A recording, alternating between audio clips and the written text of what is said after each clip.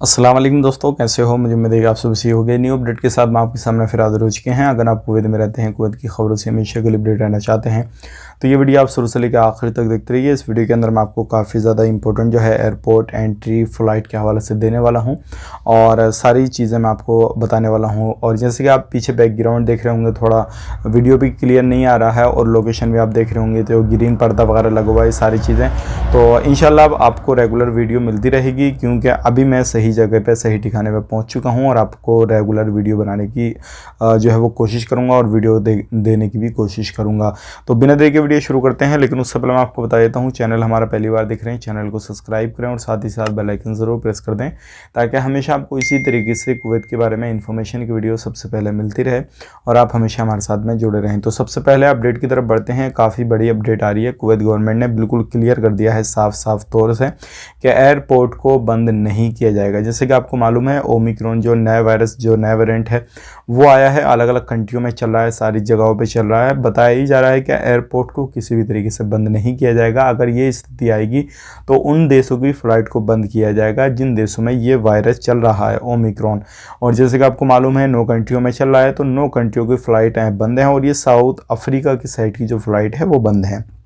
तो आपको टेंशन लेने की कोई भी ज़रूरत नहीं है, अपने सही तरीके से कामकाज करते रहिए। एयरपोर्ट वगैरह भी ओपन है, कोई भी परेशानी नहीं। अब यहाँ पे बात कर लेते हैं बूस्टर डोज को लेकर। अभी जो है विचार किया जा रहा है कि 3 महीने के बाद ही बूस्टर जो तीसरा डोज़ है वो लगाया जाए लोगों के। अभी इस पर विचार की बातें चल रही हैं, सारी चीज़ें हैं। आने वाले वक्त में अगर इस तरीके का कुछ भी रूल रेगुलेशन चेंज होगा या लागू किया जाएगा 3 महीने के बाद में बूस्टर डोज़ का, तो वो भी हम आप तक शेयर कर देंगे। अब यहाँ पर बात कर लेते हैं नए वीज़ा के हवाले से। काफ़ी बड़ी खबर है, उन कंट्रियों का नया वीज़ा इशू नहीं होगा जिन कंट्रियों के अंदर ओमिक्रॉन जो है वो पाया गया है। और चाहे वो कोई भी कंट्री हो, इस चीज़ का ख्याल रखिएगा। अगर आप इंडिया से हैं, पाकिस्तान से, नेपाल, बांग्लादेश, किसी भी कंट्री से हैं और आपके देश के अंदर ओमिक्रॉन जो है वो नया वेरिएंट जो आया है ये आपके कंट्री के अंदर है, तो आपकी जो वीज़ा है वो इशू नहीं किया जाएगा क्योंकि ये सारी चीज़ें देखी जाएंगी। और अगर जहाँ पे ज़्यादा केसेस होंगे तो वहाँ का वीज़ा वगैरह बिल्कुल बंद कर दिया जाएगा। तो ये बड़ी चिंता वाली ख़बर है क्योंकि इंडिया में भी ये सारी चीज़ें चल रही हैं और आपको मालूम है इंडिया में कितनी पॉपुलेशन है। सारी चीज़ को देखते हुए लगभग आबादी काफ़ी ज़्यादा है, तो कहीं ना कहीं से कुछ ना कुछ मिल ही जाएगा। तो अगर ये सारी चीज़ें हो गई तो हो सकता है आने वाले वक्त में लोगों को परेशानी हो जाए। तो अगर कुछ भी होएगा तो हम आप तक शेयर कर देंगे। फ़िलहाल में ये अपडेट दिया जा रहा है। बात कर लेते हैं यहाँ पे फ़्लाइट के बारे में।